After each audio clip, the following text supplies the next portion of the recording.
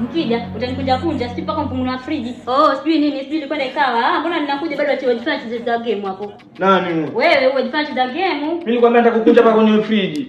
Kwani nani? Ama wataka nikuonyesha hizi text ushahidi ninao hapa. Wataka nikuonyesha hizi text. Wewe nishakumbuka. Ambia niandika hivyo Nsule. Mimi nenda mapema, Nsule ndo akachukua simu yangu akaandika. Wewe usinione kama mimi ni tabia mbaya, mimi tabia mbaya. Nsule. Kama Sule muite. Sule. Wewe Sule.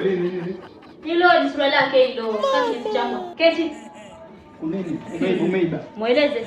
Wewe Sule. Jana mimi nililambo kaandika kamwambia hapa akija sijui utamkunja mpaka avunjike shingo. Eti paka mvunua friji. Ngoja nikae vizuri. Sasa kwani nilikuwa mimi nilikuwa na nafikiri mimi sijui anapochati huyu akusingizia wewe tu. Zile handwriting angalia handwriting. Sio zangu.